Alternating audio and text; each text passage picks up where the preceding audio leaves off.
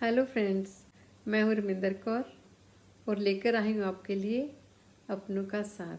अपनों का साथ ये है एक प्रयास जिसमें ना तो बनावट है और ना ही कोई गुनाह, जो याद रहे हर पल, चाहे आज हो या कल। तो एक बहुत ही सुहाने सफ़र पर लेके जाने वाली हूँ आपको मैं आज, जिसमें 31 जनवरी को एक सीनियर सिटीजन्स का गेट टुगेदर था, जिसमें उनके रिटायरमेंट के 6 साल पूरे हो गए थे।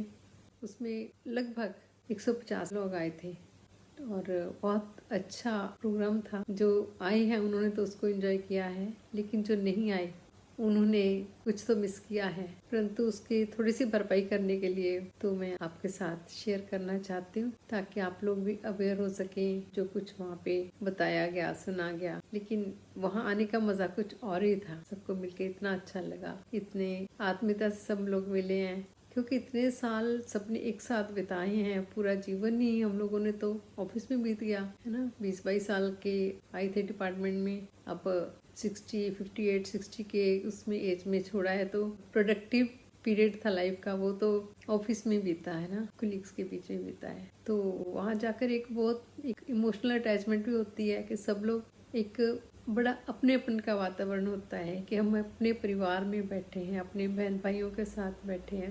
तो वो जब मिलते हैं तभी ही एहसास होता है उस चीज़ का कि कितना एक हमारा जो ऑफिशियल रिलेशन था पहले, तो अब जब हम मिलते हैं तो हम एज ए पर्सन मिलते हैं। अब कोई ऑफिस डेकोरम की ज़रूरत नहीं है, अब कोई हमारे पास कोई काम को लेके कोई टेंशन नहीं, कोई बात नहीं। तो हमारी सोशल जो डीलिंग्स हैं तो हमें उसमें काफ़ी मॉरल सपोर्ट मिलती है, क्योंकि हमारा परिवार तो इतना बड़ा है। हम सोचते हैं अपने घर में बैठ के तो लगता है बस हम हैं, हमारे बच्चे हैं, हमारे 2-4 रिश्तेदार हैं बस। लेकिन हमारा परिवार कितना बड़ा है, और बीएसएनएल का परिवार सभी एजुकेटेड हैं, सभी हाईली क्वालिफाइड हैं, और जो वर्क कल्चर तो बीएसएनएल का एक स्टैंडर्ड है, क्योंकि यहाँ पे बहुत सारे कल्चर, डिफरेंट कल्चर के लोग आते हैं जॉब के लिए, और जो कम्युनिकेशन है वो भी वास्ट लेवल पे होती है। तो हर स्टेट के, हर लैंग्वेज के लोग आते हैं, मिलते हैं, तो एक्सपोजर बहुत होता है। जो टेली कम्युनिकेशन कंपनी है तो उसके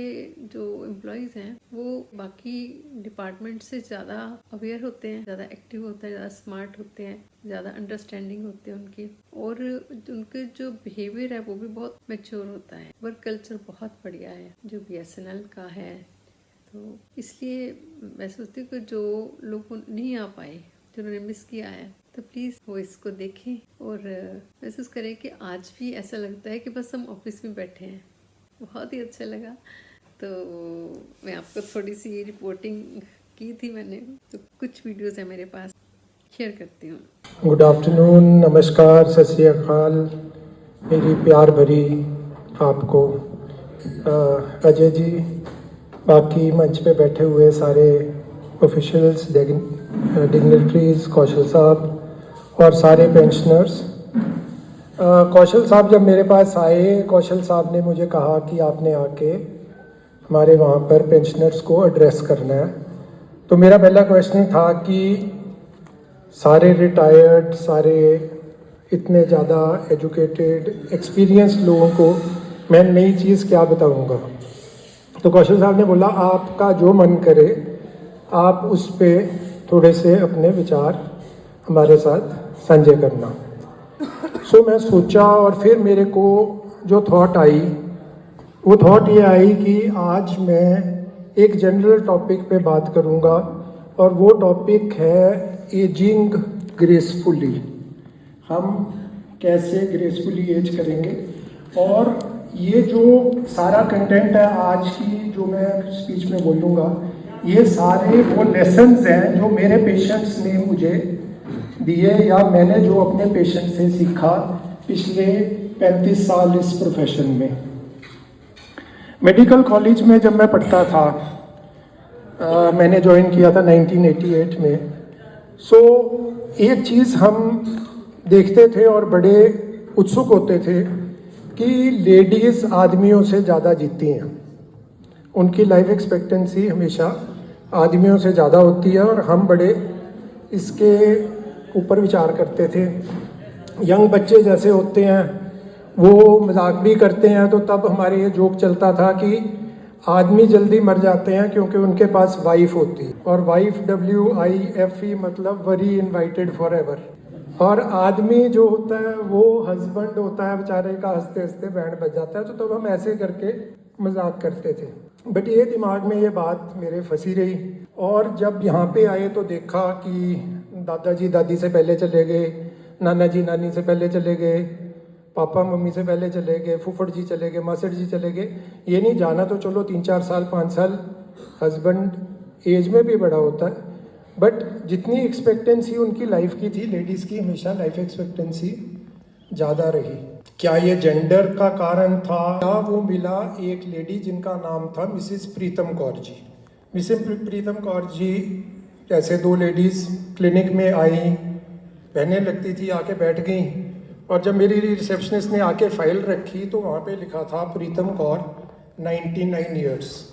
तो पहले मेरे थॉट आया कि ये 2 लेडीज़ अपनी मम्मी के बारे में बात करने आई हैं। अक्सर पेशेंट्स आते हैं, वो अपने पेरेंट्स की, कोई ऐसे पेरेंट बेड रिडन होता है, आ जाते हैं, प्रॉक्सी विजिट कहते हैं हम उसको, आके उन्होंने मेरे से आके उनके बारे में कोई करनी है एडवाइस। तो मैंने एक लेडी की तरफ बोला कि मम्मी के लिए आए हो? तो कहती हाँ। तो रिपोर्ट्स दिखाई, मैंने सारी रिपोर्ट्स देखी। मैं कहा रिपोर्ट्स तो सारी फर्स्ट क्लास है, मम्मी कहाँ है? कहती है बैठी। मैं कहा ये तुम्हारी मम्मी है तो तुम्हारी बहन लग रही है? कहती नहीं है मेरी मम्मी है, 99 ईयर ओल्ड है। तो माता जी ने मेरे को बोला कि बेटा आप मेरे को क्या एडवाइस करना चाहते हैं मेरी रिपोर्ट्स देख के? मैं कहा जी माता जी रिपोर्टा तो छोड़ो, पहला तुसी एडवाइस मैनू दो, तुसी पहुंचे कितना है? 99 ईयर ओल्ड। कहते बेटा मैंने ना जिंदगी में, एंड ये लेडी सेक्टर 2 में रहती हैं, 8 कनाल के घर में, फिल्थीली रिच, अपने पड़पोतरों के साथ रहती हैं और आज तक कोई भी बीमारी नहीं है।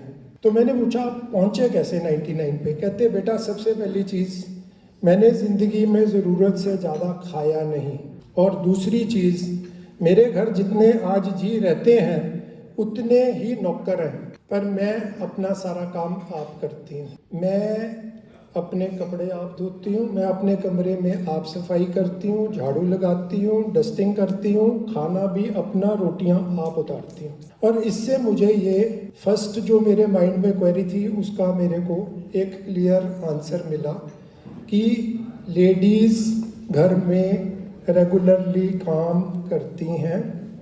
आदमी, मैं ये नहीं कह रहा आप लोग नहीं करते, कुछ ना कुछ करते हैं, हम सारे कंट्रीब्यूट करते हैं, पर टिपिकल एक इंडियन पेट्रियार्कल सोसाइटी क्या है कि आदमी घर आया, आके सोफे पे बह गया, उत्थे जराबा जूते उतारते ते बस मैं तो थक गया।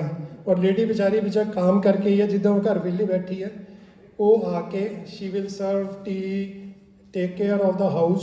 सो लेडीज़ अपना इन्वॉल्वमेंट के कारण अपनी बॉडी को चलाती रहती हैं। तो इससे टेक होम मैसेज ये रहा कि एज में सबसे इम्पॉर्टेंट चीज़ें 2 हैं। पहली चीज़ हमारी बॉडी। अक्सर पेशेंट्स को मैं ये बोलता हूँ कि आपका एक ही एड्रेस है, वो आपकी ये बॉडी है। ना आपका कोई हाउस एड्रेस है, ना कोई सेक्टर है, ना कोई सिटी है, ना कोई कंट्री है, आपने इसी एड्रेस में रहना है, इसका ख्याल रखो। सो आपकी अपनी बॉडी को जितना आप प्रिजर्व करोगे, और इस एज पे सबसे इम्पॉर्टेंट 3 चीज़ें हैं। हमने अपना स्ट्रेंथ, अपनी स्टेबिलिटी और अपना स्टेमिना, ये तीनों चीज़ों को बहुत अच्छे से प्रिजर्व करके रखना है। स्ट्रेंथ कैसे आती है? स्ट्रेंथ आती है हम घर के सारे काम करते हैं, हम डस्टिंग करते हैं तो ये बाजू हिल रही है। सिर्फ अकेला सैर करने से हमारी बॉडी में वो एक्सरसाइज नहीं जाती जो हमें चाहिए। सो रेगुलर वॉक बहुत इंपॉर्टेंट है, वो हमारा स्टेमिना बढ़ाती है। पर स्ट्रेंथ और स्टेबिलिटी घर के काम करने से, छोटी छोटी चीज़ें करने से, छोटे डंबल करने से, इनसे आती है। और दूसरी चीज़ जो सबसे इम्पॉर्टेंट है वो है स्क्रीनिंग। स्क्रीनिंग मतलब आपने एनुअली कहीं पे भी जाकर अपने एक बार हर साल एक टेस्ट ज़रूर करवाने हैं, जिससे आपको टाइम से पहले पता लग जाए कि ऐसी कोई बीमारी तो नहीं है जो अब हमारी बॉडी को लगी है या लग रही है, जिसके लिए बाद में हम रिग्रेट करें। ये चीज़ इम्पॉर्टेंट है। हम देखो गाड़ियाँ व्हीकल्स, इनके ऊपर एक सर्विस करने के लिए भी 5-5 हज़ार रुपया साल का लगा देते हैं। इतनी तो हमारी बॉडी नकारी नहीं है कि हम 2,500 रुपया साल का इसके ऊपर स्पेंड ना कर सकें। सो मैसेज अपनी बॉडी को क्लियरली प्रिजर्व करने के लिए 2 मैं इम्पॉर्टेंट बातें आपको बताना चाहूँगा। पहली चीज़, आपने खाना मॉडरेशन में खाना है। एक ट्राइब है, एक आइलैंड है ओकिनावा आइलैंड जापान में, वहाँ पर मैक्सिमम सेंचुरियंस है, मैक्सिमम लोग 100 ईयर्स से ऊपर है, और उनका सबसे गोल्डन रूल ये है कि वो खाना उतना खाते हैं जिससे उन्हें लगे कि हमारा पेट भरना शुरू हुआ है, अब ये ना लगे कि भाई मैंने बहुत खा लिया। आजकल ਵਿਆਹਾਂ ਤੇ ਤੁਸੀਂ ਜਾ ਕੇ ਜੇ ਦੇਖੋ ਨਾ, ਇੱਕ ਸਿਰਫ ਕਾਊਂਟਰ ਤੇ ਖੜੇ ਹੋ ਜਿਹੜਾ ਡਿਜ਼ਰਟ ਕਾਊਂਟਰ ਹੈ, ਉੱਥੇ ਤੁਸੀਂ ਦੇਖੋਗੇ ਕਿ ਪਲੇਟ ਦੇ ਅੰਦਰ ਬੰਦਾ ਗੁਲਾਬ ਜਾਮੁਨ ਵੀ ਖਾ ਰਿਹਾ, ਆਈਸਕ੍ਰੀਮ ਵੀ ਖਾ ਰਿਹਾ, ਰਸਮਲਾਈ ਵੀ ਖਾ ਰਿਹਾ, जलेबी भी खा रहा है, पता नहीं कितना खा रहा है। सो ब्याह के ऊपर भी you have to go and eat उतना ही खाना है जितना आप घर पे खाते हैं। सो खाने का एक रूल है, एक प्लेट लेकर उसको 4 में डिवाइड करो। 1/4 साइज आपकी सैलड है, 1/4 आपकी सब्जी है, 1/4 आपकी प्रोटीन है, और 1/4 आपका ग्रेन है। ये सारे इक्वल क्वांटिटीज़ में इक्वल वेट के होने चाहिए। और दूसरी चीज़, कोशिश करनी है कि रोज़ 20 से 30 मिनट सैर करनी है, हफ्ते की मिनिमम 150 मिनट करनी है। और आपने सैर के साथ अपनी बॉडी के मसल्स का ध्यान रखना है, क्योंकि एज के साथ इम्पॉर्टेंट बात क्या होती है, सार्कोपीनिया, हमारा मसल मास कम होता है और फैट मास बढ़ना शुरू हो जाता है, हमें पता नहीं लगता, वेट उतना ही रहता है। सो जब मसल हमारे लूज़ होंगे तो आगे फॉल्स होंगी और बड़े बुजुर्ग हड्डियाँ टूटने के कारण यहाँ से चले जाते हैं। सो ये 2 मैसेजेस हमारी बॉडी के बारे में हैं जो मैं आपसे शेयर करना चाहता था। छोटे होते हुए अब दूसरी जो मेरे को माइंड में एक बड़ी इंट्रीग या उत्सुक चीज़ लगी, मैं 11 साल का था, अपने मदर के साथ ना उनकी दादी को मिलने गया, और मेरे मदर की जो दादी थी उनकी उम्र तब 94 ईयर ओल्ड थी। सो मेरे मदर थे, मेरी मासी थी, तो मैं तो छोटा सा जैसे 11 साल के नौटी लड़के होते हैं साथ बैठा था। तो दादी से मेरे मदर ने पूछा कि तुसी पछाणिया मैं कौन हाँ? कहते नहीं। तो मेरे मदर ने कहा मैं जीती। मेरे मदर का नाम हरजीत है, मैंने मैं जीती। कहते अच्छा, फिर ये कौन है? उन्होंने कहा ये मेरी छोटी भैन, ये पप्पी। अच्छा ये पप्पी है, तो फिर तू कौन है? कहते मैं जीती। फिर ये कौन है? और मैं हंस के ना लोटपोट हो गया। मैं क्या यार इतनी फनी बात है। सो टाइम के साथ इस प्रोफेशन में मैंने बहुत लोग देखे जिनको मेमोरी लॉस या डिमेंशिया टाइम से पहले हो गया, और ये चीज़ मेरे को दूसरी चीज़ थी जो अपने प्रोफेशन में फैसिनेट करना शुरू हुई कि कईयों को होता है और कईयों को नहीं होता। और इसका क्या क्लियर कट रीज़न है? इसका रीज़न क्या सिर्फ जेनेटिक्स है या कोई इंसान भी कुछ करता है जिसके कारण उसका जो है ब्रेन सुपर फंक्शनल हो जाता है? और इसका जो मेरे को सबसे इम्पॉर्टेंट और सबसे प्रैक्टिकल आंसर मिला वो सरदार हरपाल सिंह जी से मिला। अभी 3 वीक्स अगो मैं उनके 95th बर्थडे पे गया। सरदार हरपाल सिंह जी आज भी 95 साल की उम्र पे 5:30 से 8:30 बजे तक सुबह पढ़ते हैं। रोज़ वो 20 से 25 ईमेल्स करते हैं। उनको आप पॉलिटिक्स डिस्कस कर लो, उनको आप रिलीजन डिस्कस कर लो, उनके साथ आप कम्युनिटी वर्क डिस्कस कर लो। एक बहुत बड़ा ट्रस्ट यहाँ पर चलाते हैं जिसको भाई जेठा फाउंडेशन के नाम से जाना जाता है। और जितने भी अंडर प्रिविलेज्ड बच्चे हैं जो अफोर्ड नहीं कर सकते हायर एजुकेशन, उनको ये पिंडों से ले आते हैं और यहाँ पे लाके 28 सेक्टर में उनको एक कम्युनिटी में वहाँ पे ठहरा के फ्री ऑफ कॉस्ट उनको प्रिपेयर कराते हैं, एंट्रेंस टेस्ट के लिए प्रिपेयर कराते हैं, एनडीए के लिए प्रिपेयर कराते हैं, सारी मेडिकल इंजीनियरिंग एंट्रेंसेस के लिए, और जाके रोज़ वहाँ पर मोटिवेशनल टॉक्स देते हैं। सो उनकी लाइफ से मुझे दूसरी बात ये समझ आई कि जितना आप अपनी माइंड को एक्टिव रखोगे, जितना आप अपनी लाइफ के लिए कोई पर्पस बना के रखोगे, जितना आप आपके माइंड को डिफरेंट एरियाज़ में यूज़ करते रहोगे, वो रोज़ क्रॉसवर्ड भी करते हैं, सुडोकू भी खेलते हैं, उतना आपका माइंड शार्प रहेगा। ये नहीं कि हम ऐसे छोड़ दें और हमारा माइंड ऐसे ही डिके कर जाएगा। बात सोचते सोचते तीसरी बात मेरी दादी पे आई। जब मैं छोटा था और दादी के पास जाता था तो दादी ना कई बार बड़ी मायूस होती थी। अब मेरे पेरेंट्स वर्किंग थे, हम बच्चे पढ़ रहे थे, बड़ा टाइम नहीं होता था। जॉइंट फैमिली में जितना टाइम होता था थोड़े थोड़े बैठते थे। तो दादी मेरे से अटैच थी। दादी कहती थी बेटा ਜਦੋਂ वृक्ष बुढ़ा हो जाता ना उहदे थल्ले कोई नहीं बैठता। मीनिंग देयर बाय कि लोगों के पास आपके लिए टाइम नहीं है, आप अब अकेले हैं और ऐसे ही जीना पड़ेगा, ऐसे ही जीना चाहिए। और इसी थॉट के साथ मैं बड़ा हुआ अनटिल मैं एक और लेडी को मिला जिनका नाम मिसिस गुरदीप कौर है, आज भी अलाइव है, 94 की एज है। गुरदीप आंटी, ज़िंदगी में मैंने शायद ही कोई और पॉजिटिव बंदा देखा हो गुरदीप आंटी से ज़्यादा। सो गुरदीप आंटी 94 की एज में सुबह उठ के नहा के खुद अपनी गाड़ी चला के गुरुद्वारे जाती हैं। बड़ी बार मेरी उनसे क्लिनिक में डिबेट होती है कि आप मत चलाया करो।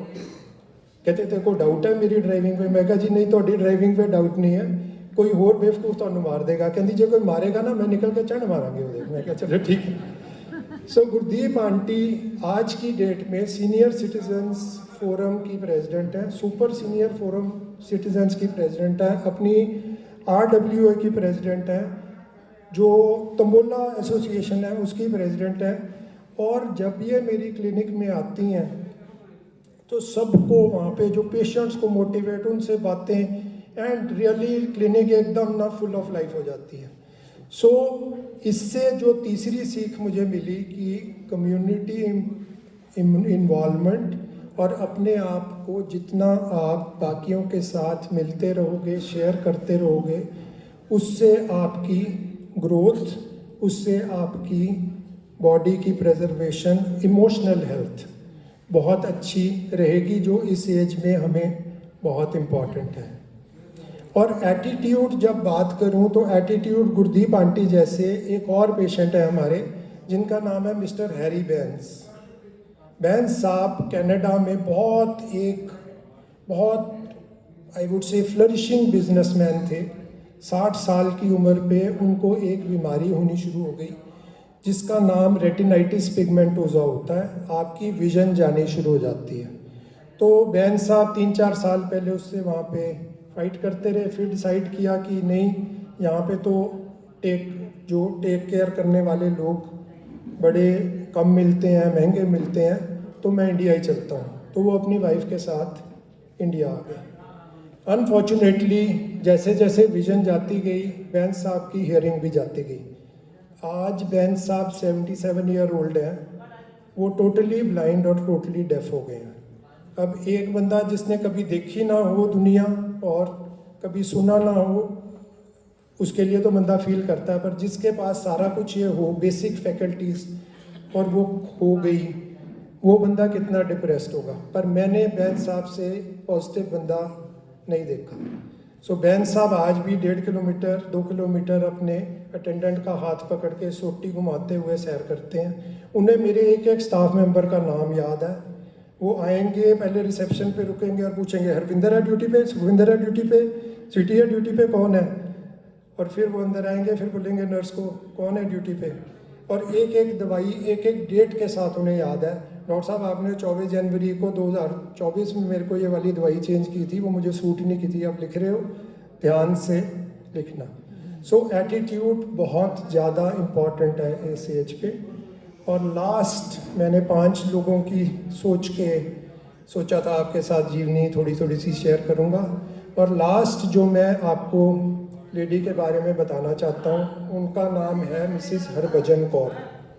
हरभजन आंटी की लास्ट मंथ 14 दिसंबर को हमने 100th बर्थडे मनाया। हरभजन आंटी 92 ईयर ओल्ड थी जब इन्होंने अपने एक सन इन लॉ को बोला कि बेटा मैं ना बड़ी वेस्टेड फील करती हूँ। तो उन्होंने कहा तुम क्यों वेस्टेड फील करते हो? कहते मेरी 4 बेटियाँ हैं, मैं पूरी उम्र मैंने खाना ही पकाया और कुछ नहीं किया, मैंने तो 1 रुपया आज तक नहीं कमाया और मेरी ज़िंदगी ख़त्म हो गई, तो काश मैं कुछ कमा पाती। तो सन इन लॉ ने उन्हें मोटिवेट किया। 92 की एज पे मिसेस हरभजन कौर ने बेसन की बर्फ़ी बनानी शुरू की और उन्होंने, मैं उनका फैमिली डॉक्टर हूँ पिछले 30 साल से, तो उन्होंने ये बेसन की बर्फ़ी बनानी शुरू की और साथ में उन्होंने अपना जो अचार डालते थे उसके डब्बे बनाने शुरू किए। ये बेसन की बर्फ़ी इतनी हिट हुई कि आनंद महिंद्रा जी ने उन्हें entrepreneur of the year award दिया जब वो 95 ईयर्स के थे। 96 ईयर्स की एज पे उन्हें अमिताभ बच्चन जी ने कौन बनेगा करोड़पति पे इनवाइट किया। Because of health she could not go to Bombay. उनकी टीम उनके घर 36 सेक्टर आई, कौन बनेगा करोड़पति यहाँ से शूट हुआ और अमिताभ बच्चन जी और आनंद महिंद्रा जी ने 500 डब्बों का ऑर्डर एवरी ईयर पहले प्री बुक कर दिया कि जब तक आंटी बनाएंगी हमारे पास इतनी सेल आपने भेज देनी है। सो लास्ट जो मैं इससे सीखी वो था कि लाइफ में it is never too late to cherish your dreams. जे आपकी कोई अनफुलफिल्ड ड्रीम बची है, बेशक वो म्यूज़िक सीखना है, कोई लैंग्वेज सीखना है, कहीं पे ट्रैवल करना है, कुछ भी आप ये एफर्ट करें तो आप अपनी लाइफ में कोई अनफुलफिल्ड ड्रीम को फुलफिल कर सकते हैं। सो लाइफ एक टेस्ट मैच की तरह है। आप सब ने फर्स्ट इनिंग्स खेल ली है और अच्छी खेली है, अब सेकेंड इनिंग्स की बारी है। Let us play it well. God bless all of you.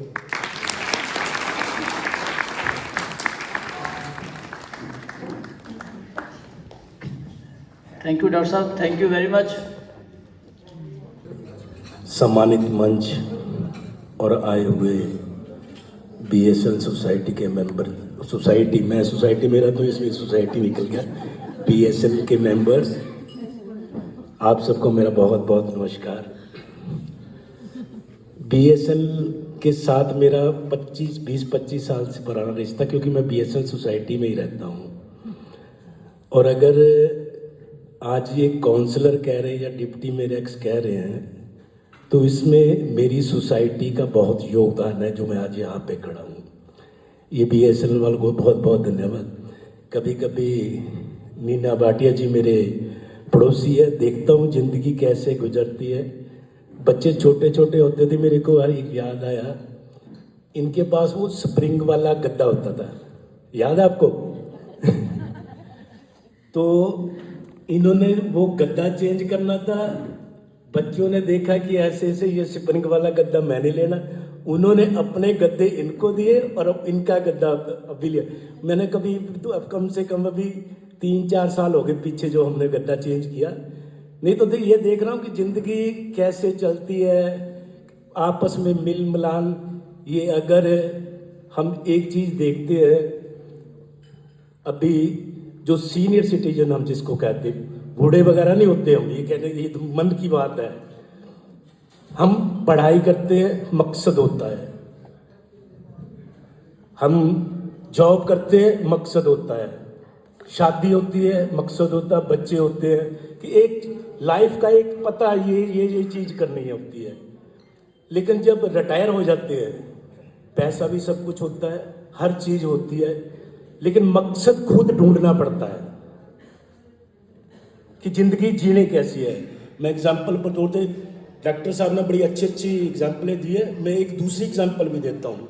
वो मेरी लाइफ का सिस्टम है। 20-25 में जाना आता था, उनका बहुत ही अच्छी तरह काम करते थे, हमेशा एक्टिव रहते थे। अभी थोड़े से रिटायर हुए, पिछली थोड़ी देर मेरे पहले फ़ोन आया, सिर्फ नेगेटिविटी भरी हुई थी दिमाग में। बैंक में 200 करोड़ का घपला हो गया, ये हो गया, कम से कम पौना घंटा लगे रहे। मैं सोच रहा हूँ, मैं कि ये इंसान इतना अच्छा काम करने वाला इंसान कितना आज सिर्फ नेगेटिविटी, तो इससे हमें बड़ा बच के रहना पड़ता है। ये जो लाइफ है, मैं कह रहा हूँ ना, मकसद ढूंढना पड़ता है हमें। मेरे वार्ड में सबसे ज़्यादा सीनियर सिटीजन है यहाँ पे। मैं सोच रहा था क्या किया जाए, कैसे सिस्टम में करे जाए। सब कुछ है सोसाइटी, कोई पीजीआई वाले, डॉक्टर रिटायर्ड है यहाँ पे, यूनिवर्सिटी सोसाइटी है यहाँ पे, बैंकर है यहाँ पे, BSN सोसाइटी मेरी यहाँ पे है, सारी अच्छी अच्छी पोस्टों से रिटायर्ड है। लेकिन पहले ये होता था कि हम चलो गांव चले गए, आपस में बैठते बातें होती है, ये होती है। आजकल हमारे बच्चे भी बाहर चले गए हुए हैं, उन्होंने भी अटारी मारनी है, उन्होंने भी अपना काम तो करना बच्चे उन्होंने। हम अकेले यहाँ पे देखे, मैंने यहाँ पे 6 एसोसिएशन बनाई हुई है। आज तो अभी मेरे से हरीश जी कह रहे थे बुक करवाना है, मैं कहा हाँ कराओ। यहाँ पे हर महीने आप पे एक बिट दे, उससे गेट टूगेदर करना है, क्योंकि हमारा मिलन आपस में होता है। इसको रूह की एनर्जी कहते हैं, रूह की एनर्जी। एक आपस में अगर हम आपके पास, मैं वही यूँ कह रहा हूँ कि आपके पास पेंशन है, वो आपसे अपनी खत्म नहीं होती होगी, पेंशन से खत्म। लेकिन जीने का जो मकसद, जीना कैसे, हमने पॉजिटिविटी दिमाग में कैसे ला के रखनी है, उसके बारे में ये हमें हमेशा सोचते रहना चाहिए। 6 एसोसिएशन है, हर महीने मैं यहाँ पे फंक्शन करवाता हूँ उनका। अपना खेलते हैं, गाना गाते हैं, अपना तंबोला खेलते हैं, इकट्ठे मिलके खाना खाते हैं। तो ये चीज़ मैंने अपने आप से ढूंढी कि ये मेरे वार्ड को, इस सीनियर सिटीजन को हम ऐसे किया जा सकता। यहाँ पे अगर जिम में भाई साहब जिम वाले बैठे हुए मेरे मित्र, हम इकट्ठे जिम करते हैं यहाँ पे ना। मैंने 48 में जिम, सारे चंडीगढ़ में सिर्फ एक ही जिम है जो कॉरपोरेशन का जो चल रहा है। 48 में जिम खोल रखा, बच्चे भी आते हैं। आप मानोगे वहाँ पे 65 ईयर ओल्ड है, वो 100 kg की बेंच प्रेस मार देते हैं। डॉक्टर साहब 100 kg की बेंच प्रेस मारते हो, फिर 75 ईयर ओल्ड है। और वो सबको सिखाते भी है, क्योंकि वो अपना एजुकेशन से, अपना फिजिकल एजुकेशन से ही टीचर रहे थे, तो सिखाते हैं। मकसद सिर्फ ये कहने का मेरा है कि हमने जो चीज़ आपकी जीनी है, पॉजिटिविटी से जीना, हमने जिंदगी में एक दूसरे की मदद करनी है। एक इन्वायरमेंट का भी मैंने देखा था, पेपर दिया था मेरे को इन्वायरमेंट के ऊपर। इन्वायरमेंट खाली सिर्फ ये नहीं है कि पेड़ लगाने हैं या कुछ करना है। आजकल चंडीगढ़ में सबसे ज़्यादा प्रॉब्लम जो चली हुई है, वेट वेस्ट की चली हुई है। पहले वेट वेस्ट होता ही नहीं था हमारा, जिसको गिल्ला कूड़ा कहते हैं हम, वो होता ही नहीं था। वो तो गांव में हम वो सारे का सारा पशुओं को डालते थे। और ये एक समस्या हमारे चीज में बनी हुई है। मैं कभी कभी देखता हूँ, अभी एक दिन मैंने सोचा था अपनी सोसाइटी में जो कूड़ा लेने आते हैं, मैं क्या एक काम करिए तो एक चीज कर सकता है, सिर्फ संतरे के छिलक छोड़ के, या कोई ऐसी चीज हो जो नहीं खा सकते है, पशु नहीं खा सकते हैं, सारी की सारी निकाल हम गौशाला छोड़ के आते हैं। तो उसको, उस चीज को हमने कैसे करना है। एक अगर आपने देखा होगा पार्कों में एक ब्लॉक से बने हुए हैं, उसमें लीफ वगैरह, पत्ते वगैरह फेंकते हैं हम लोग, वो भी इन्वायरमेंट के लिए सिस्टम से देखने।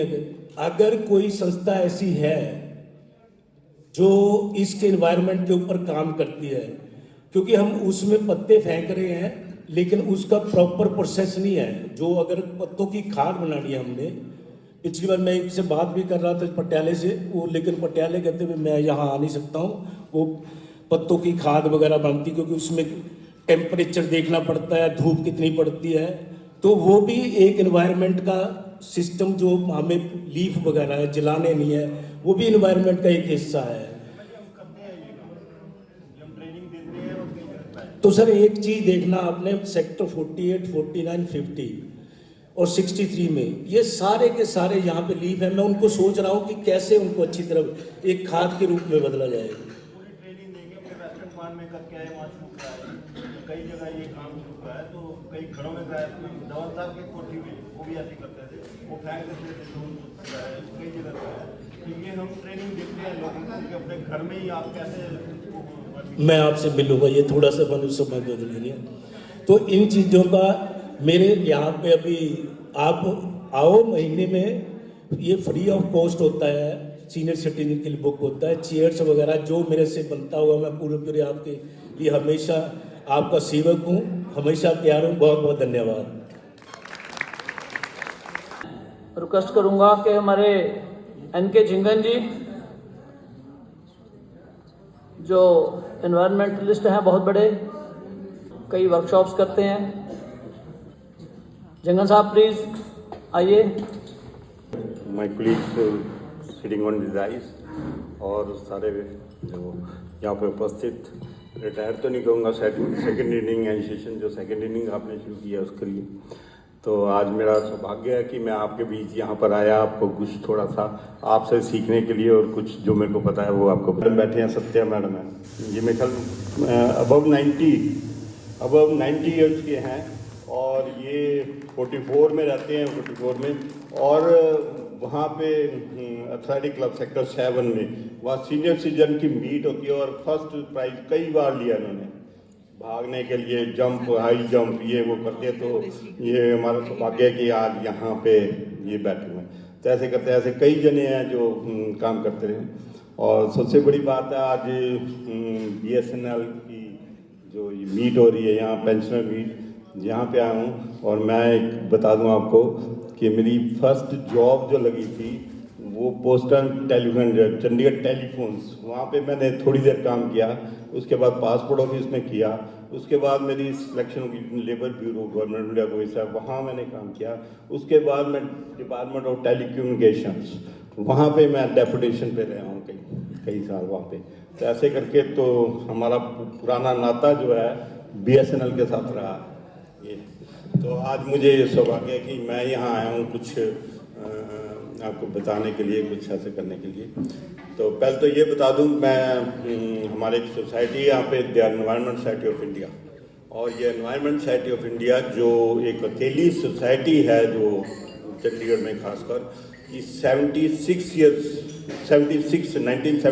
ईयर से यहाँ पे एस्टेब्लिश है। Mister SK. शर्मा उन्होंने यहाँ से शुरू किया था ये काम एनवायरमेंट सोसाइटी, और 76 साल में आप तो खैर कई जने पैदा होंगे, वो रिटायर हो चुके हैं, लेकिन यहाँ पे कई आपके बच्चे होंगे या कई और स्कूलों में होंगे, टीचर्स होंगे, वो होंगे, उस टाइम वो पैदा भी नहीं हुए थे जब ये सोसाइटी शुरू हुई। तो इस साल हम उसका 50 ईयर सेलिब्रेशन जो है वो कर रहे हैं, 50 साल। और 76 ईयर में जो चंडीगढ़ था, एक बच्चा था, छोटा सा बच्चा, और बच्चे जो हैं हमेशा सुंदर होते हैं, छोटा बच्चा होता है हमेशा सुंदर होते हैं। तो जिन्होंने इसको बनाया, एनवायरनमेंट सोसाइटी को शुरू किया, उन्होंने, क्योंकि काफ़ी मुल्क, काफ़ी कंट्रीज उन्होंने सैर की हुई थी, घूमे हुए थे, तो उन्होंने देखा कि एक शहर को बनने में ये नहीं है कि 50 साल 100 साल में शहर बन जाता है, हज़ारों साल लगते हैं एक शहर को बनने के लिए, हज़ारों साल लगते हैं, और हज़ारों साल मीन्स उसमें बहुत कुछ करना पड़ता है, तब होता है। तो बच्चा था चंडीगढ़, तो खूबसूरत था, तो उनको ये डर था कि ये शहर तो सारे खूबसूरत थे, सारे दिल्ली चल जाओ, आप पिक्चर देखे होंगे, दिल्ली, बॉम्बे, मद्रास, बेंगलोर, तो अभी भी कई कंपेयर करते हैं, बेंगलोर बहुत खूबसूरत शहर, ऐसे शहर होते थे। लेकिन धीरे धीरे उनकी सूरत जो है वो बदसूरत होते रहे और उनकी कंडीशन जो है वो खराब होती। तो उन्होंने कहा कि हम चंडीगढ़ एक प्लान सिटी है, एक जवाहरलाल नेहरू जी ने बनाया एक्सपेरिमेंटल सिटी, एक्सपेरिमेंटल था, प्लान सिटी तो था तो, लेकिन एक्सपेरिमेंटल था। लेकिन मैं एक चीज़ जरूर, अभी तक सारे कहते हैं प्लान सिटी था, शर्मा जी बैठे हैं बीच में, और मैं ये जहाँ तक महसूस करता हूँ, ये प्लान नहीं, सिटी प्लान नहीं है, प्लान नहीं है, it is a designed city, designing किया हुआ है ये होगा, लेकिन प्लान, अगर प्लान होता तो अभी तक हम चंडीगढ़ जैसे शहर में, जो इससे बढ़िया शहर अभी तक उसके बाद नहीं बन पाया, पंचकुला बना, मोहाली बना, इतना बढ़िया नहीं बना, लेकिन ये बना।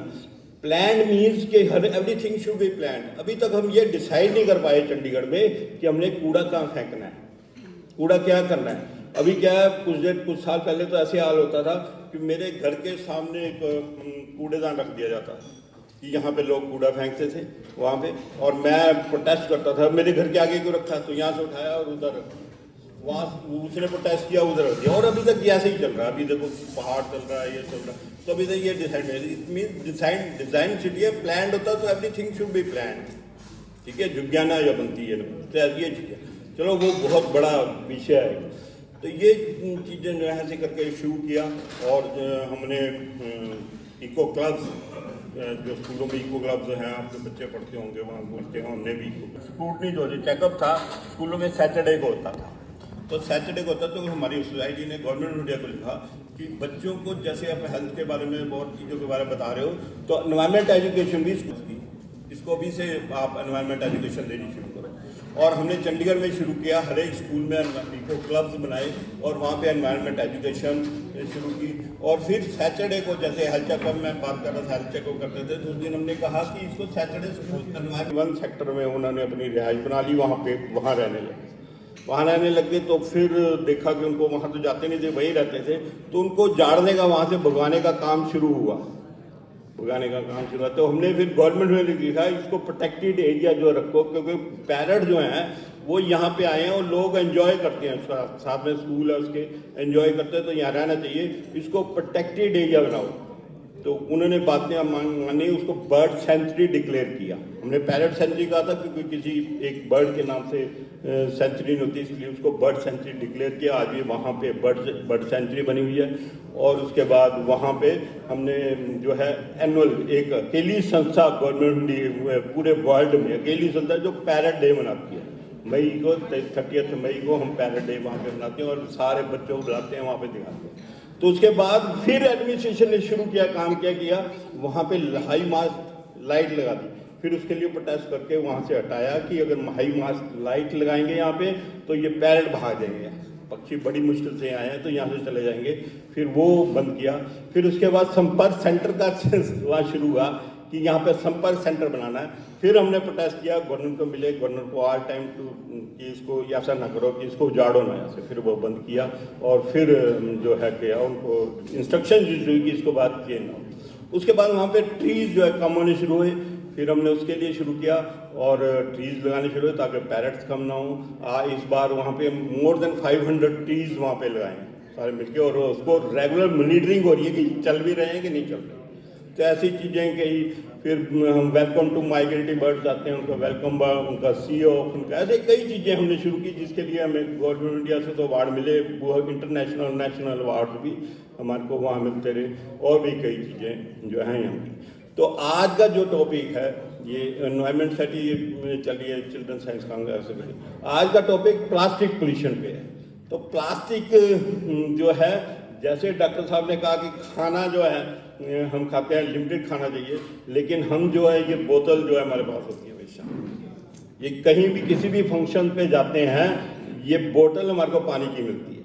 तो हमें ये पता नहीं ये बोतल कितने दिन से जो बाहर पड़ी है, गर्मी में पड़ी है, कहाँ पड़ी है, इसका जो प्लास्टिक है ये पानी के साथ मिला हुआ है और ये हमारा नुकसान कर रहा है। कई बार टेस्ट हो चुके हैं।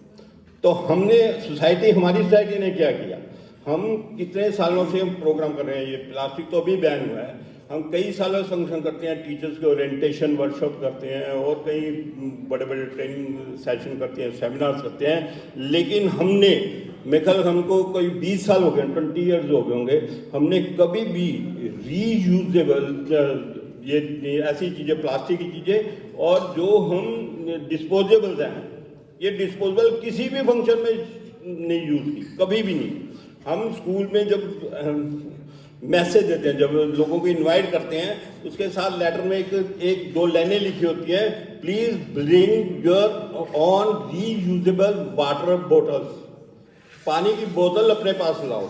अगर पानी वो लेके आए तो ठीक है, नहीं तो हम अलग अपना जो है इंतजाम पानी का रखते हैं, जिसमें कि यहाँ तो ग्लास, शीशे के ग्लास, कांच के ग्लास रखते हैं या स्टील के ग्लास, उसको कर। तो ये, और खाना जिसमें देते हैं कोई भी डिस्पोजेबल नहीं होगा, कोई भी डिस्पोजेबल नहीं होगा वहाँ पे, किसी भी। हम मना करते हैं। मैरिज हो किसी की, मेरे बेटे की मैरिज थी, हमने उनको कहा था कि सारा जो कोई भी चीज़ है, पानी की बोतल नहीं होनी चाहिए, ग्लास होने चाहिए, वैसा होना चाहिए सारा। तो उसने जो ये स्टार टिक्के वगैरह साल थे, उन्हें प्लास्टिक का स्पून जो है रख लिए। मैंने देखा ये रखे हैं, मैंने उसको कहा यहाँ से भाग जा, ये इधर को कहा था ये नहीं लेके आने, नहीं जी कैसे लाए, अब मिलेगी नहीं। मैं कहता ये स्टाल ही उठा ले तो मैं पैसे नहीं दूंगा, इसके ले जाए। तो वो भाग के कहीं से स्पून जो है लकड़ी के स्पून लेके आया और वहाँ पे उसने दिए। तो ऐसे करके हमने काम किया है, क्योंकि कोई भी काम करना है अपने दिल से करना है, कोई ऐसे नहीं। तो प्लास्टिक बहुत खतरनाक चीज़ है। और प्लास्टिक, अब जो कैरी बैग्स, हम कैरी बैग मार्केट में जाते हैं, ठीक है, बैन है पूरी तरह, क्योंकि बैन से तो कोई डरता नहीं है, कोई डरता, क्योंकि एडमिनिस्ट्रेशन जो है वो फोर्स करती नहीं है। तो हम जाके खुद जाते हैं, खुद जाके वहाँ पे चेकिंग करते हैं कि आप हमेशा आप देखो, ये मेरे पास मोबाइल है, इसका ये 200 ग्राम का होगा और सबके पास इतने बड़े बड़े मोबाइल है ना, सबके पास है जितने जने बैठे हैं। लेकिन ये मोबाइल जो है हम लेके जाते हैं, मेरे से रखा नहीं जाता, पॉकेट में नहीं रखा रहता, कभी इधर रखता हूँ, कभी इधर रखता हूँ, कभी नीचे जेब में रखता हूँ, कभी निकाल के यहाँ रखता हूँ, नहीं रखता। लेकिन फिर भी मैं कैरी कर रहा हूँ, मैं लेके जा रहा हूँ, सारी जगह जा रहा हूँ। लेकिन वो थैला एक जो जिसका वेट जो है मैं कहा 15, 20, 25 ग्राम से ज़्यादा नहीं हो सकता। और लेडीज़ के पास तो पर्स भी है और जेंट्स के पास भी पॉकेट में भी आ जाता है, हैंकी रखा है, टिक्की रखा है, उस पॉकेट में भी आ जाता है, हम स्कूटर रखते हैं उसमें भी आ जाता है, डिक्की में आ जाता है, गाड़ी में रखता है। मेरी गाड़ी बाहर खड़ी है, कम से कम 7-8 बैग मेरे पास उसमें होंगे, उसमें मैं जब भी जाता हूँ।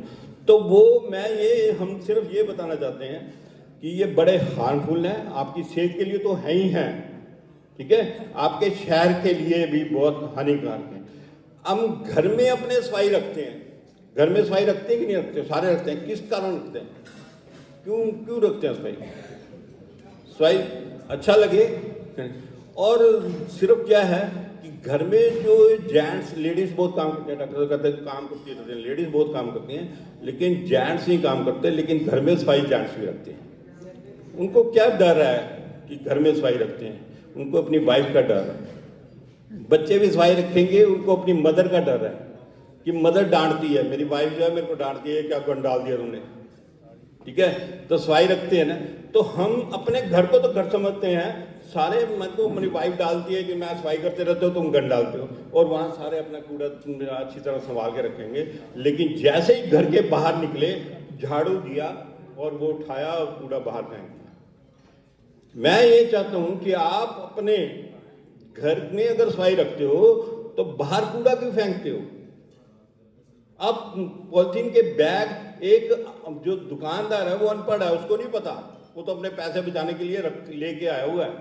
तो आप पढ़े लिखे हो के आपको पेपर में एडवर्टाइजमेंट आती है, आपके पास सोशल मीडिया है भी है कि बड़ा नुकसान होता है, इससे बड़ा नुकसान है पानी पीने से, तो प्लास्टिक के उसमें आपको बड़ा नुकसान है। लेकिन उसके बावजूद हम जाके अपना थैला नहीं लेके जाते और वहाँ से दुकानदार से वो पॉलिथीन बैग को कैरी बैग।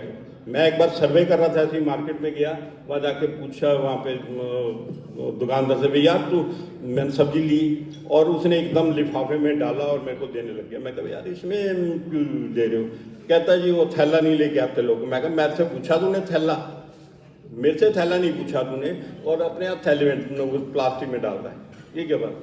तो इसे थैले में लेकर, तो मैंने एक लेडीज सामने खड़ी थी, तो उसको मैंने कहा मैडम सॉरी, मैं एक बात कहूँ, आप जब मार्केट में आए लेने, आप अपने साथ थैला लेके आ सकते थे, ये बड़ा नुकसानदेह है, इसको न लाए। कहते गवर्नमेंट तो पागल है। उसका ये जवाब था कि गवर्नमेंट पागल है। क्या पागल है गवर्नमेंट? इसमें पागलपंती क्या है? उसने आपकी सेहत के लिए कहा कि प्लास्टिक बैग नहीं यूज करना, तो आप क्यों यूज कर रहे हो? वो कहती गवर्नमेंट पागल है, उसने ये तो सोचा नहीं कि टमाटर कैसे लेके जाने, टमाटर कैसे लेके जाने हैं। मतलब कि ये गवर्नमेंट आपको बताएगी कि घर में हमने टमाटर अगर लेके जाना है घर में तो कैसे लेके जाना है। मैंने उसको कहा आज से 20-25 साल पहले लोग टमाटर कैसे लेके जाते थे। हिमाचल में इतने साल से बैन है प्लास्टिक, वहाँ थैले भी नहीं होते थे, थैले भी नहीं थे, वो अखबार के पेपर में सब्जी डालते थे और ऊपर धागा बांधते थे, ऐसे दे देते थे, तो लेके आते थे हिमाचल में पहाड़ों में। और आप कह रहे हो यहाँ से कि ये गवर्नमेंट पागल चला। फिर एक और से पूछा, एक और से बात हुई, उन्होंने कहा फ्रिज में कैसे रखेंगे, फ्रिज में कैसे रखेंगे, फ्रिज में प्लास्टिक के थैले में डाल के रखेंगे, ये उसने बात की। मैं कहा सर सॉरी, हम सब पढ़े लिखे हैं, सब आजकल नेट ऊपर ऑनलाइन ऑर्डर करते हैं, आजकल हर एक चीज़ अवेलेबल है मार्केट में, अब थैले भी अवेलेबल है और चीज़ें भी अवेलेबल है, उसमें आप अलग अलग कैरी करके आप बॉक्स में रख सकते हो, ऐसे कर सकते हो। तो ये समझाने पड़ते हैं, लेकिन ये इसको नहीं पता, इसको तो बेचना अपना सामान, ये लेके आया अपने नुकसान करता है। एक डॉक्टर साहब को शायद नॉलेज हो, एक पीजीआई चंडीगढ़ में एक केस आया था, चंडीगढ़ पीजीआई में एक बच्चा था 15 साल का, उसकी साइज इतना था, इतना को होगा, ग्रोथ नहीं हो रही थी, उसका बड़ा इलाज करा लिया कि ग्रोथ क्यों नहीं हो रही है ऐसे करके। तो पीजीआई में जब लेके आए, हिमाचल से आया था, पीजीआई से लेके आए, उसको टेस्ट हुए क्या हुआ क्या नहीं हुआ, उसकी पारी MRI वगैरह सिटी स्कैन जो भी होना था हुआ। जब पता चला के अंदर एक छोटा सा प्लास्टिक का इतना सा टुकड़ा जो था वो कहीं अंदर चला गया और अंदर फंस गया, वो उससे ब्लॉकेज हो गई, ब्लॉकेज होने से उसकी ग्रोथ हुई, उसकी सर्जरी हुई, उसके बाद उसको निकाला गया और फिर जाके। तो ये छोटी छोटी चीज़ें, प्लास्टिक के स्पून है, स्पून आप अंदर ले जाते हैं, अंदर आप मुंह में डाला है, अंदर टूट गया, अगर उसका छोटा सा एक कण आपके अंदर चला गया तो आपका क्या नुकसान कर सकता है किसी को। तो आप ये गवर्नमेंट की नहीं, आपने गवर्नमेंट आपको नहीं चेंज की। मैं जो आज यहाँ आया हूँ, उन्होंने बुलाया मेरे को आज यहाँ, मैं आपको चेंज करने नहीं आया, मैं किसी को नहीं चेंज कर सकता। मैं चेंज सिर्फ अपने आप को कर सकता हूँ, मैं सिर्फ अपने आप को चेंज कर सकता हूँ। हम किसी सरकार को चेंज नहीं कर सकते, किसी बंदे को, किसी रेडी वाले को, किसी को शॉपकीपर को, किसी को चेंज नहीं कर सकते। सिर्फ अपने आप को चेंज कर सकते हैं कि मैं आज से ये प्लास्टिक नहीं यूज करूंगा। मेरे बच्चों से प्यार करते हैं आप सारे बच्चों से प्यार करते हैं, बच्चों की सेहत के लिए क्या कुछ करते हैं कि चल भाई ये कर वो कर, जान भाग दौड़, ये वो सब कुछ करते हैं। क्या अपनी बच्चे की सेहत के लिए अपने घर में एक प्लास्टिक का जो है ये पॉलीथीन बैग लाना बंद नहीं कर सकते या आपकी सेहत में? तो ये थोड़ा सा काम करो। सोसाइटी है एक सेक्टर 20 में, सन सिटी परिक्रमा के नाम से है आपकी सोसाइटी है। बड़ी अच्छी बात है कि आपकी सोसाइटी, एक सोसाइटी में आप रहो, आप में 100, 200, 300, 400 लोग हो। वो क्या करते हैं, वो आप वो प्लास्टिक की थैलियाँ आती है, दूध की थैलियाँ आती है ना, थैलियाँ आती हैं, वो दूध की थैलियाँ इकट्ठी कर लेते हैं, इकट्ठी करके अपने घर में रखते हैं। घर में रखते जब थोड़ी सी ज़्यादा हो गई तो वो क्या करते हैं, यहाँ तो गेट पे उन्होंने एक अपना जो है कंटेनर रखा हुआ है, या कंटेनर में डाल देते हैं जाके कंटेनर में, और जो प्लास्टिक की चीज़ें आती है उसमें डाल देते हैं, उसको सेल करते हैं, उसको सेल कर देते हैं, वो पैसे आते हैं, वो जमा, ऐसे कई जगह। तो आपके पास जो मार्केट में जो पॉलिथीन के पैकेट्स मिलते हैं, आप कहते हो ना सामान गवर्नमेंट के, वो उसमें आ रहा है, उसमें आ रहा है, उसमें आप देखोगे तो उसे एक कोने में लिखा होता है कि ये जो प्लास्टिक का जो बैग आपके पास है, जो ये लिफाफा है, ये मेरे को वापस दे दो 15 रुपये किलो के हिसाब से, 15 रुपीज़ किलो। वो बाई बैग होता है, उसको रिसाइकल करते हैं। लेकिन जो ये सब्जी वाले रिसाइकल नहीं होते, ये तो जाते हैं गाँव के, गाय जो हैं जो दारे दबी गाय के पेट में जाते हैं। मेरे पास है नहीं, अगर आज यहाँ पे इंतज़ाम पूरा किया होता, मेरे पास मैं वीडियो दिखाता। एक समुंदर में तो व्हेल थी, अंदर जा रही थी, उसको बार बार बाहर निकाल, वो बाहर आ जाती थी, फिर अंदर डालते थे, फिर बाहर आती थी, फिर डालती थी, यार ये तो नुकसान करेगी, तो उसको गोली मार दी और मार दिया। गोली मार के उसको कहा कि क्या बात है, उसको क्या प्रॉब्लम थी, तो उसको जब बाहर निकाला, उसकी सर्जरी जब की गई तो उसे इतना पॉलीथीन का बैग मिल गया, क्योंकि वो सारे जो हम बाहर फेंकते हैं वो हमारे को नहीं पता चलता कहाँ गया, वो जानवर के पेट में चला जाता है और वो पेट से बाहर नहीं निकलता, वो खत्म हो जाता है। और हमारे को भी नहीं पता चलता हम कितना प्लास्टिक खाए। अगर टेस्ट करेंगे तो आपके घर, सबके घर में प्लास्टिक निकलेगा। कोका कोला जो टेस्टिंग हुई थी कोका कोला की, कोका कोला को ये नहीं प्रॉब्लम थी कि उन्होंने कुछ नुकसान कर दिया था, कुछ नहीं हुआ था। वो पानी जो जमीन से पानी जो निकाला गया था, उसमें कई तरह के जहरीला जब केमिकल्स फंसे। ये सारी चीज़ें हैं, छोटी छोटी चीज़ें हैं, इसका आप ध्यान रखो, अपने आप करो। आपको पैसे की जरूरत नहीं है, ना करो, लेकिन आप सिर्फ इतना करो कि जो आपके घर में जो भी किसी तरह का प्लास्टिक आता है, वो प्लास्टिक इकट्ठा करो। इकट्ठा करके आप 1 महीने में, 2 महीने में उसको किसी कबाड़ी को बेच दो, वो रिसाइकल हो जाएगा, रिसाइकल होकर रीयूज हो जाएगा और सारा काम चल जाएगा। तो पैसे आपको नहीं चाहिए, वो किसी मंदिर गुरुद्वारे में दे दो, किसी नीति को दे दो, किसी नाथ आश्रम दे दो, नहीं चाहिए आपको। मैं यार मेरे पास तो पैसे हैं, मैं 5 रुपये आएंगे, 10 रुपये आएंगे, किसी को दो। तो ये आपको बेनिफिशियल है, लेकिन ये जो नुकसान करे, तो आप BSNL सोसाइटी, मैं चाहूँगा, शर्मा जी भी कहते हैं मैं वहीं रहता हूँ, तो मैं चाहूँगा कि आप एक एग्जाम्पल सेट करो अपनी सोसाइटी की। आप सारे जितने भी ऐसी चीज़ें हैं, पेपर, न्यूज़पेपर हैं, प्लास्टिक की चीज़ें हैं, और भी जड़ी चीज़ें हैं, वो इकट्ठी एक जगह इकट्ठी करो। अगर आपके लिफ्ट है, लिफ्ट के पास कहीं कह दो, चौकीदार के पास रख दो, कुछ कर दो, वहाँ इकट्ठी करना शुरू कर दो, उसको कूड़े में ना दो। एक तो कूड़ा बचेगा, आप घर का मोर देन 90% कूड़ा, 95% कूड़ा घर का रीयूज रीसाइकल अपने घर में ही कर सकते हो। अब बाहर फेंकने जोड़ दीजिए, ये डंपिंग ग्राउंड जो है ना, ये खत्म हो जाएगी, इसका कोई फायदा नहीं होगा। हाँ बिल्कुल, तो ये चीज़ें जो है ये करनी शुरू करो, छोटी छोटी चीज़ें जो आप चेंज करो।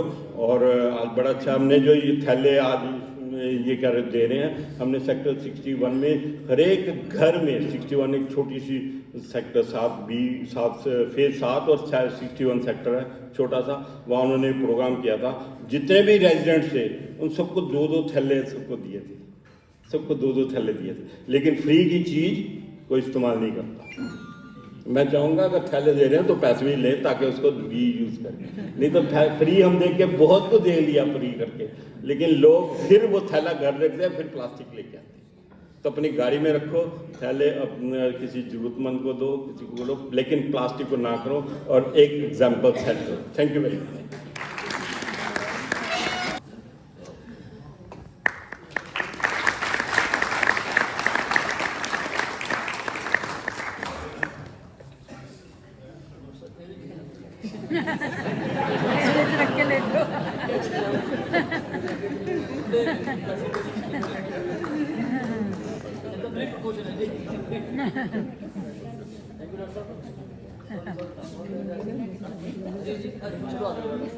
ਜੇ ਸੁਬਾਹ ਹੀ ਮੈਨੂੰ ਪਤਾ ਲੱਗਿਆ ਸੀ ਕਿ ਇੰਨਾ ਅੱਛਾ ਇੱਥੇ ਫੰਕਸ਼ਨ ਹੋ ਰਿਹਾ ਸਾਡੇ ਆਪਣੇ EMPLOYEES ਦਾ, ਸਾਡੇ ਆਪਣੇ ਭੈਣ ਭਰਾਵਾਂ ਦਾ, ਤੇ ਇਸ ਕਰਕੇ ਮੈਂ ਬਲਕਿ ਸੁਖਵਿੰਦਰ ਜੀ ਦਾ ਵੀ ਧੰਨਵਾਦ ਕਰਦਾ, ਡਾਕਟਰ ਕੌਸ਼ਲ ਦਾ ਵੀ। ਉਹੀ ਚੀਜ਼ਾਂ ਮੈਂ ਕਹਿਣੀਆਂ ਸੀ ਤੇ ਇਸ ਕਰਕੇ ਮੈਂ ਉਸ ਤੋਂ ਥੋੜ੍ਹਾ ਜਿਹਾ ਹੁਣ ਫ੍ਰੀ ਹੋ ਗਿਆ ਹੈ ਨਾ, ਤੇ ਮੈਂ ਜ਼ਿਆਦਾ ਨਹੀਂ ਬੋਲਣਾ, ਸਿਰਫ ਤੁਹਾਡਾ ਧੰਨਵਾਦ ਕਰਨਾ ਹੈਗਾ।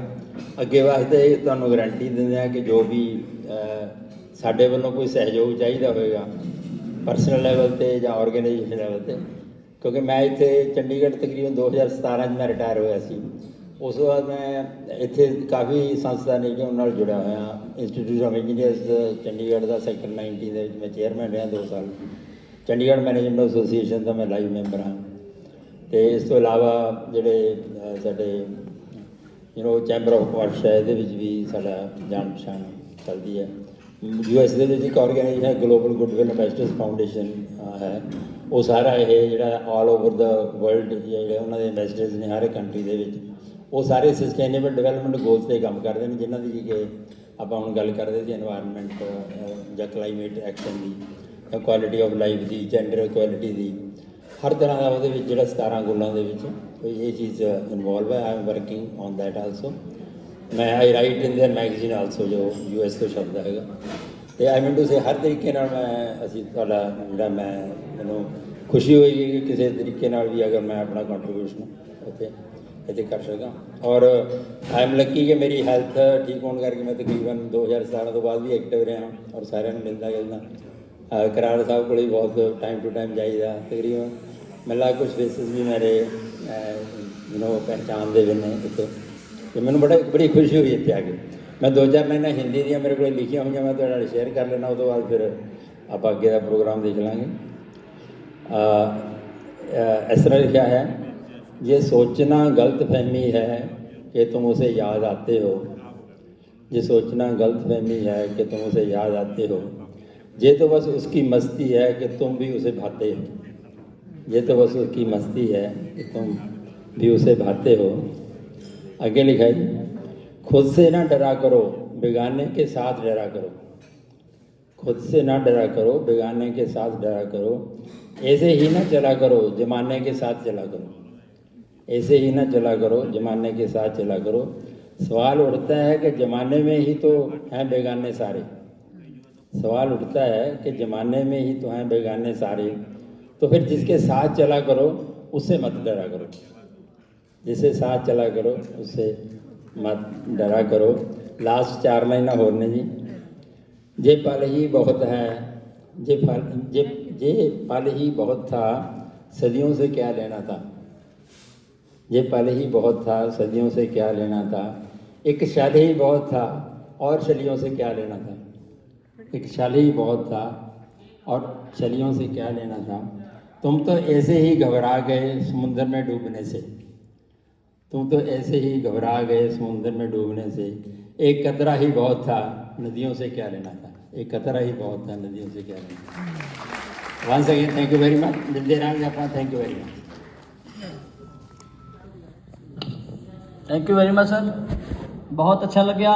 सर ने शेरो शायरी भी करी और अपनियां गल्लां भी साझियां करियां। Thank you. Respected Dr. Lav Singh ji, Garg Sahab,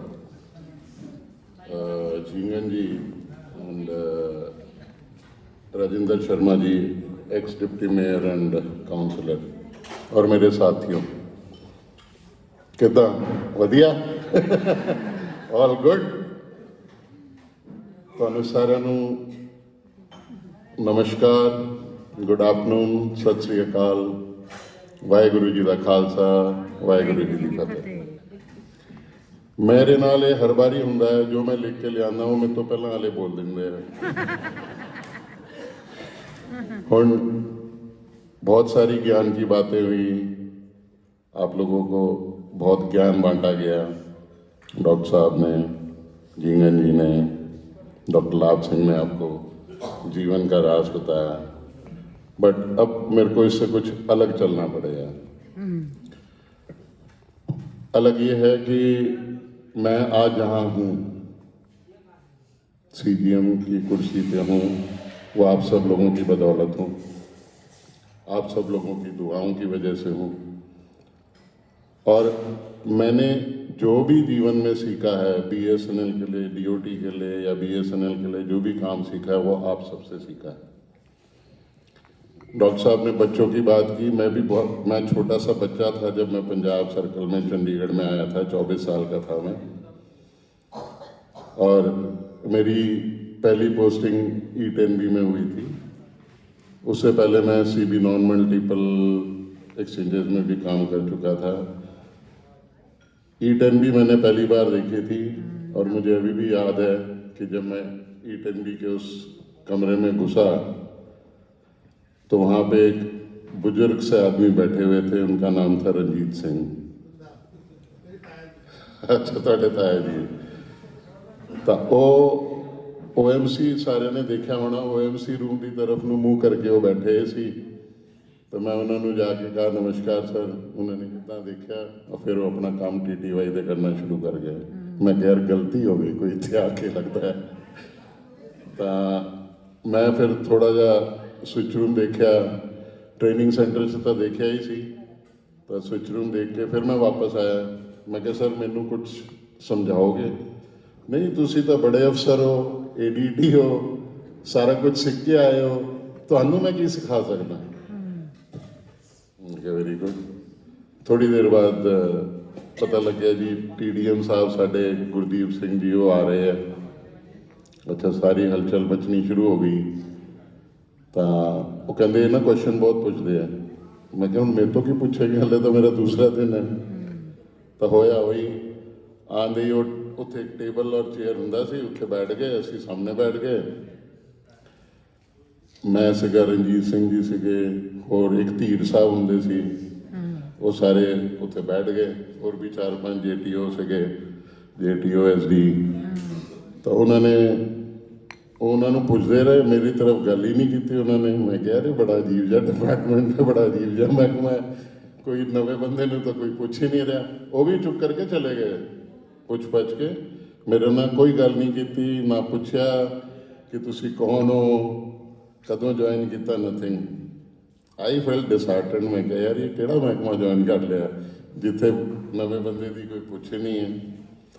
then slowly and steadily I started learning the system, and from you people only I learn the system. And then at one point of a time I was the best, I was considered to be the expert in E10B।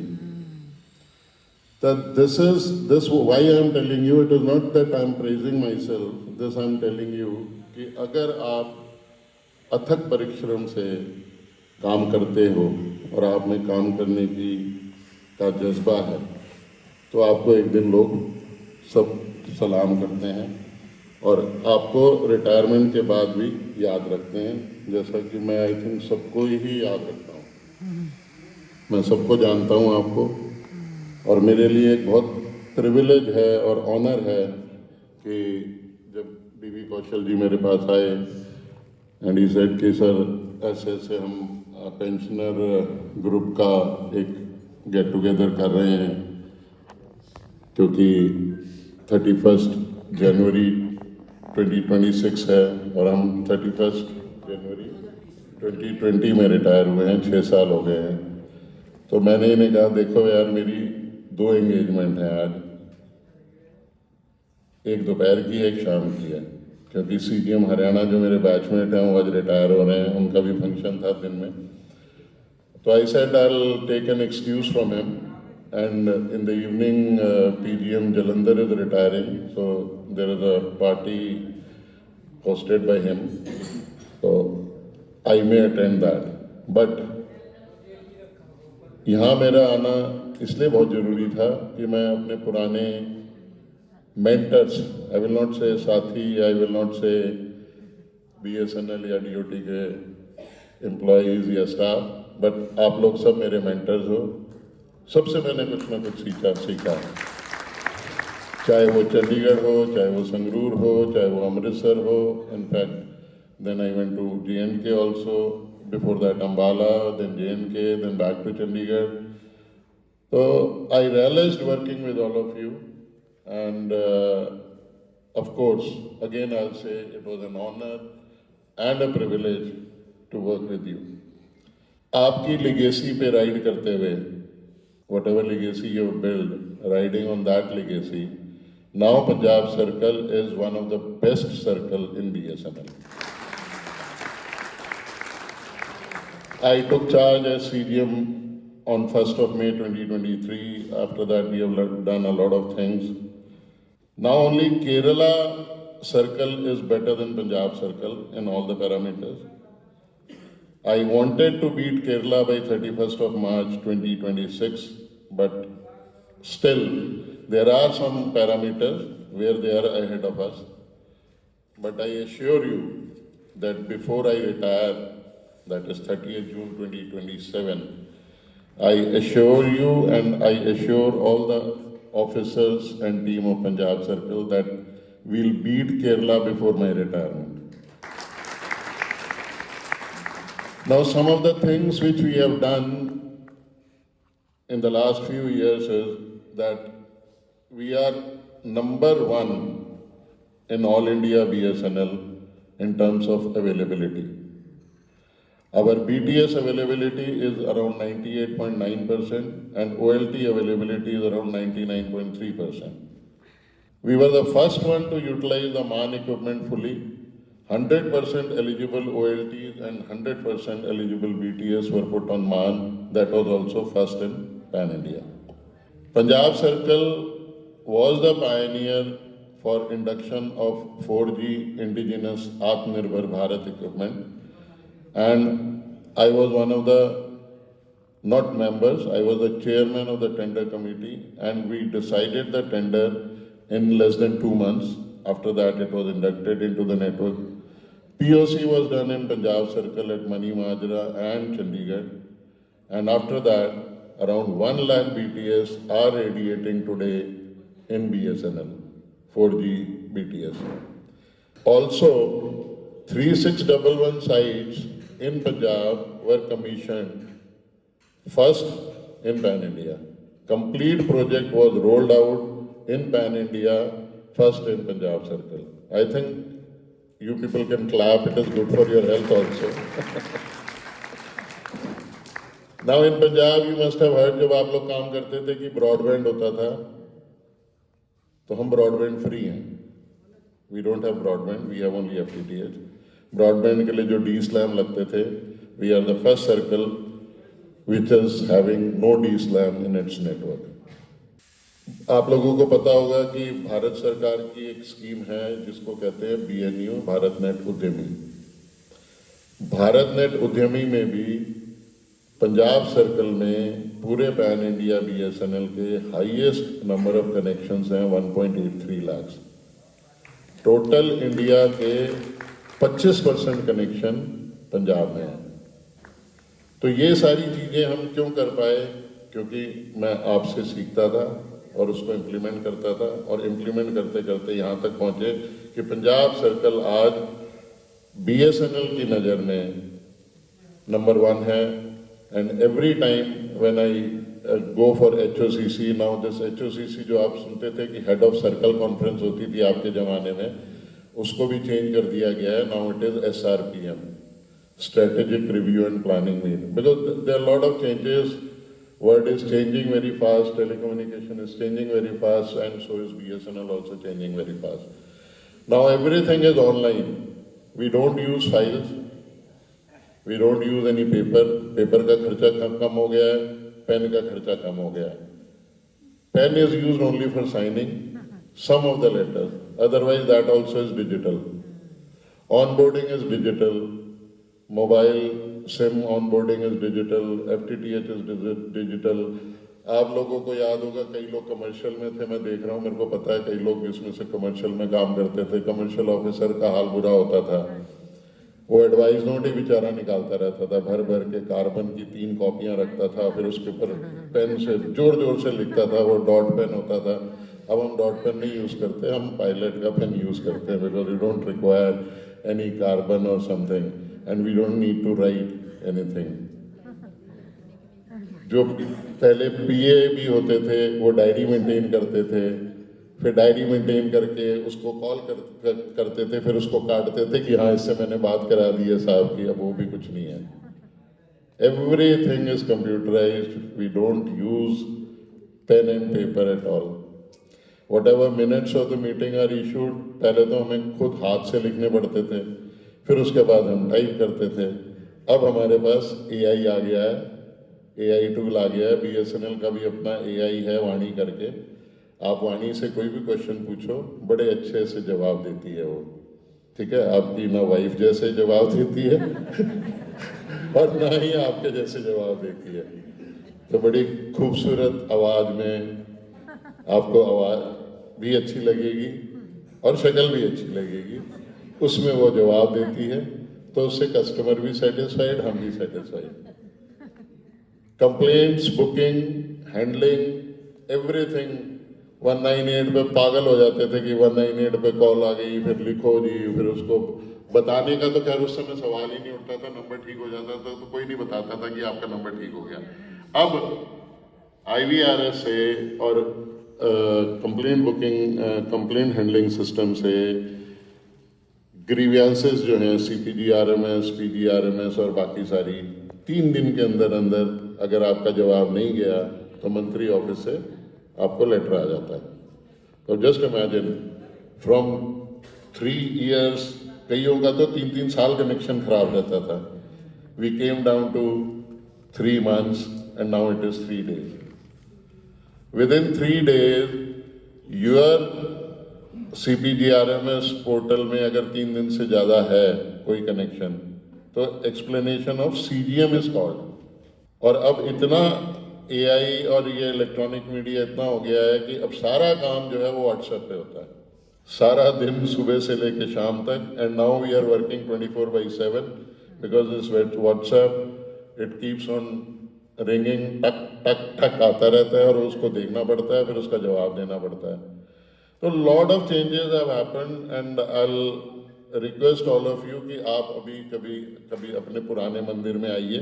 मंदिर ही है ये हमारे लिए BSNL, और देखिए कि कितना change हो गया. आपको खुद लगेगा, आपको दुनिया बाहर से लगता है यार इतनी चेंज हो गई है, इतने शॉपिंग मॉल बन गए, ऐसी गाड़ियाँ आ गई हैं, इलेक्ट्रिक व्हीकल तक आ गई है.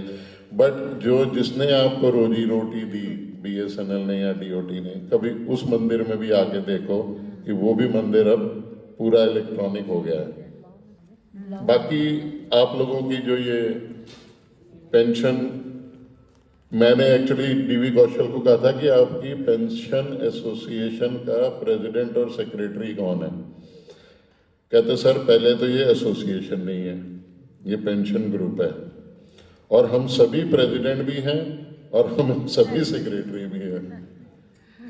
तो I salute to this kind of a group which has been created for all the pensioners।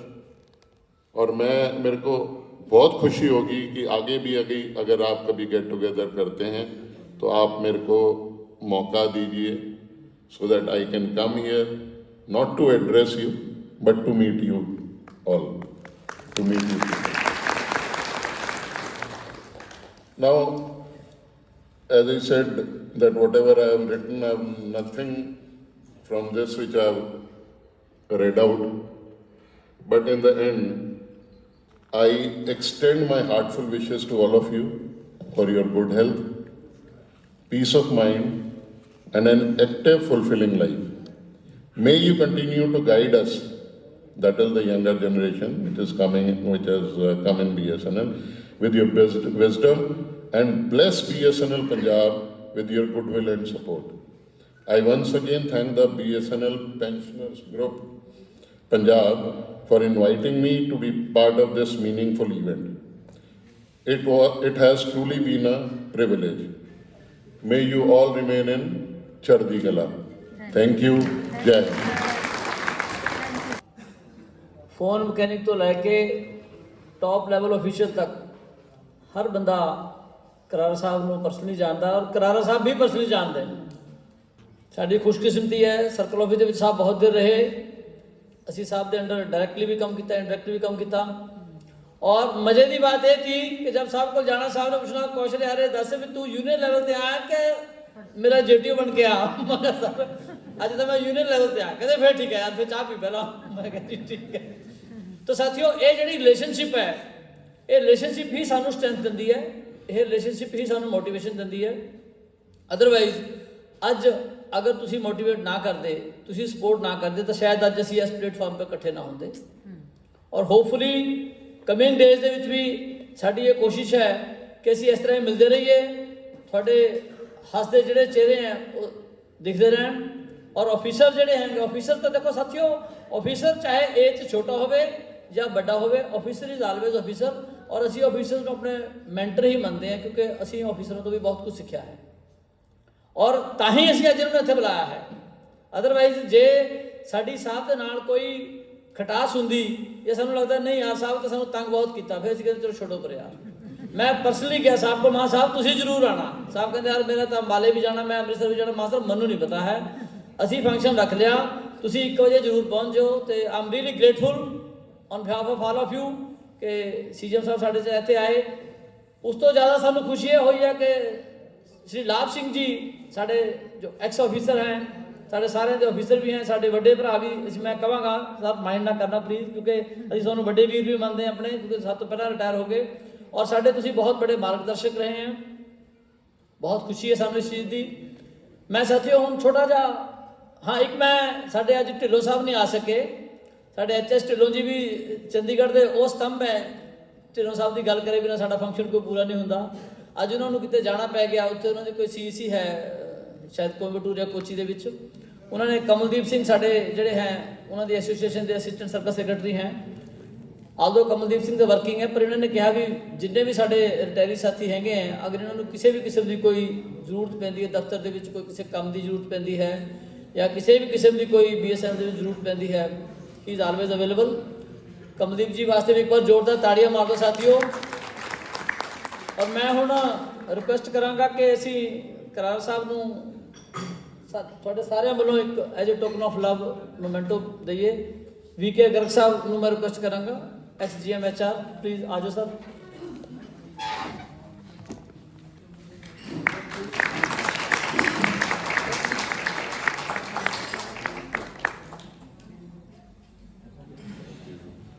Sir ये जरूर कह दे साडा BSNL ਦੇ ਨਾਲ ਵੀ ਜੁੜੇ ਰਹਾਂਗੇ ਅਸੀਂ। Thank you sir, thank you very much.